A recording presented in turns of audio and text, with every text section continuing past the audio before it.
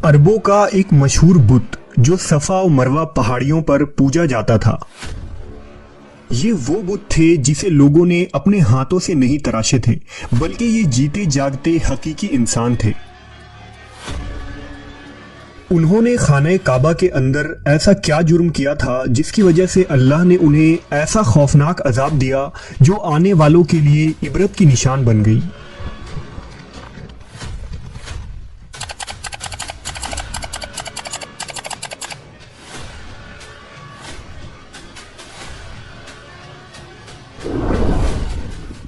जब से खाना काबा तामीर हुआ तब से लेकर अब तक जिसने भी बैतुल्लाह की बेहुरमती की या बेहुरमती करने की कोशिश की तो अल्लाह ने उनका वो हशर किया कि रहती दुनिया तक इबरत का निशान बनकर रह गए, फिर चाहे वो दुनिया का ताकतवर बादशाह अबरहा और उसके हाथियों का लश्कर ही क्यों ना हो।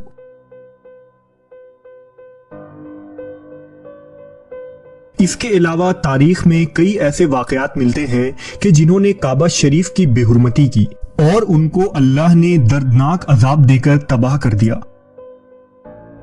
इसकी एक मिसाल इसाफ और नाइला है। इसाफ बिन याला और नाइला बिनते जैद दरअसल कबीला बनी जुरहुम के एक मर्द व जन थे। नाइला एक खूबसूरत और हसीन लड़की थी जो अपने कबीला में यमन के किसी इलाके में रहा करती थी। ये खूबसूरत हसीना कबीला बनी जुरहम में अपने हुस्न की नुमाइश किया करती थी। वो फहश लिबास पहनकर घर से निकलती थी और कबीला के नौजवान उसके पीछे पीछे चलते थे। हर कोई उससे ताल्लुकात का ख्वाहिशमंद था। उन्हीं लोगों में कबीले के सरदार का बेटा भी शामिल था जिसका नाम इसाफ बिन याला था। इसाफ और नाइला आपस में मोहब्बत कर बैठे और ये मोहब्बत बहुत ही जल्द खबासत में बदल गई। उन्होंने आपस में नाजायज ताल्लुकात कायम कर लिए और जब कभी मौका मिलता तो दोनों जिना में मशगूल हो जाते। इस तरह ये सिलसिला यूं ही चलता रहा। जब उनके घर वालों को इसका इल्म हुआ तो वो उनके खिलाफ हो गए, जिस वजह से उनके मिलने पर पाबंदी लगा दी गई। एक दफा का वाकया है कि बनी जुरहम का एक काफिला हज करने के लिए मक्का के लिए रवाना हुआ तो ये दोनों भी उस काफिले के साथ हज के लिए चल दिए। काफिला मक्का पहुंचा और ये हज के अय्याम थे। उन्हीं दिनों का वाकया है कि एक रोज काबा में लोगों की तादाद बहुत ही कम थी और आसपास कोई भी मौजूद न था, लिहाजा शैतान ने उनके दिलों में वसवसा डालना शुरू कर दिया। वो दोनों खाने काबा में दाखिल हो गए और इस तन्हाई के आलम में जिना करने लगे। उनके इस खबासत और काबा की बेहुरमती पर जमीन और आसमान कांप उठा। समुंदर की मौजें जोश मारने लगी और अल्लाह की तरफ से अजाब नाजिल हो गया। हुआ यूं कि जब वो खाना काबा के अंदर बदफेली कर रहे थे तो उसी वक्त उनकी रूहें कब्ज कर ली गई और उनके गोश्त पोश्त के जिस्म पत्थर के बनते चले गए। ये लम्हा इंतहाई खौफनाक और अजीबो गरीब था।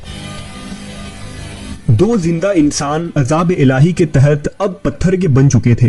कुछ देर बाद जब बनी जुरहम के लोग काबा के करीब आए और बैतुल्लाह के दरवाजे को खोला तो दोनों बदबख्त बरहना हालत में पत्थर बने खड़े थे। वो ये समझ गए कि ये खबीस अल्लाह की मुकद्दस घर में किस जुर्म का इर्तिकाब कर रहे थे। लोगों ने दोनों के मुजस्समों को उठाया और बाहर लाकर जमीन में गाड़ कर उन्हें खड़ा कर दिया ताकि ये लोगों के लिए इबरत का निशान बना रहे। कुछ दिन गुजरने के बाद मक्का के लोगों ने इसाफ के बुत को उठाकर कोहे सफा के मकाम पर रख दिया और नाइला के बुत को उठाकर कोहे मरवा के मकाम पर रख दिया। सफा और मरवा दरअसल दो पहाड़ी हैं जो हरम काबा के बिल्कुल करीब ही हैं। उन्हीं दो पहाड़ियों पर चढ़कर और चक्कर लगाकर बीबी हाजरा अलैहिस्सलाम ने उस वक्त पानी की तलाश की थी जब हजरत इस्माइल अलैहिस्सलाम शेर खार बच्चे थे और प्यास की शिद्दत से बेकरार हो गए थे। इसलिए जमाना कदीम से ये दोनों पहाड़ियां बहुत मुकद्दस मानी जाती थी और हाजी उन पर चढ़कर बड़े एहतराम और जज्बा अकीदत के साथ तवाफ किया करते थे। जब इसाफ और नाइला के बुत को सफा और मरवा पर रखा गया तो उनकी सजा ये तजवीज की गई कि जो शख्स भी सफा और मरवा पर जाए वो उन दोनों बुतों को एक एक जूता मारे। एक दो नस्लों तक तो ये अमल जारी रहा, फिर लोगों ने उन्हें जूतों के बजाय थप्पड़ मारना शुरू कर दिए और कुछ नस्लों बाद लोग उन्हें सिर्फ हाथ लगाया करते थे। इस तरह वक्त गुजरने के साथ लोगों ने उनसे इबरत हासिल करना कम और उनकी ताजीम ज्यादा करने लगे। یہاں تک کہ ایک وقت ایسا آیا کہ عربوں نے جاہلیت کی بنا پر ان کو محبت کی علامت قرار دینا شروع کر دیا اور قبیلوں میں ان دونوں کے عشق کی داستانوں کو فخر سے بیان کیا جانے لگا۔ آہستہ آہستہ یہ محبت کے دیوی اور دیوتا قرار پائے۔ 5ویں صدی تک اساف اور نائلہ کے اس بت کو عربوں کے بڑے بتوں میں شمار کیا جاتا تھا جن کے آگے لوگ سجدہ کیا کرتے تھے اور قربانی بھی چڑھاتے تھے۔ حضرت زید بن حارث رضی اللہ تعالیٰ عنہ بیان کرتے ہیں کہ زمانہ جاہلیت میں جب مشرکین مکہ بیت اللہ کا طواف کرتے تھے تو اساف و نائلہ کے اس بت کو چھوتے تھے۔ میں ایک دفعہ رسول اللہ صلی اللہ علیہ وسلم کے ساتھ بیت اللہ کا طواف کر رہا تھا، لہذا جب میں ان بتوں کے پاس سے گزرا تو ان کو چھوا۔ اس پر آپ صلی اللہ علیہ وسلم نے مجھ کو ان بتوں کو چھونے سے منع کیا۔ میں نے اپنے دل میں کہا کہ دیکھوں تو صحیح کہ چھونے سے ہوتا کیا ہے، اس لیے دوبارہ ان کو چھوا۔ آپ صلی اللہ علیہ وسلم نے دوبارہ ذرا سختی سے منع کرتے ہوئے فرمایا، کیا تم کو منع نہیں کیا تھا؟ حضرت زید فرماتے ہیں کہ اللہ کی قسم اس کے بعد کبھی کسی بت کو میں نے ہاتھ نہیں لگایا، اور میں قسم کھا کر کہتا ہوں کہ نبی صلی اللہ علیہ وسلم نے کبھی بھی کسی بت کو نہیں چھوا تھا، یہاں تک کہ اللہ نے آپ کو نبوت عطا فرما دی اور آپ پر وحی نازل ہونے لگی۔ ایک دن رشد و ہدایت کا ایک سورج طلوع ہوا جس سے یہ پورا خطہ جگمگا اٹھا۔ حضور پاک صلی اللہ علیہ وسلم نبوت کے عہدے پر فائز ہوئے۔ آپ صلی اللہ علیہ وسلم نے دعوت و تبلیغ کا کام شروع کیا۔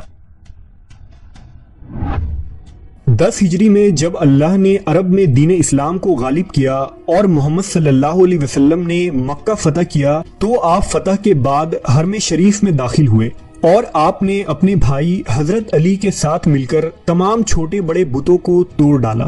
آپ بت توڑتے جاتے اور یہ فرماتے جاتے کہ حق آ گیا اور باطل مٹ گیا، بے شک باطل نے مٹ جانا ہی تھا، یہاں تک کہ خانہ کعبہ تمام بتوں سے پاک ہو گیا۔ پھر آپ صفا اور مروہ پر تشریف لے گئے اور اساف و نائلہ کے اس بت کو اپنے مقدس ہاتھوں سے توڑ ڈالے۔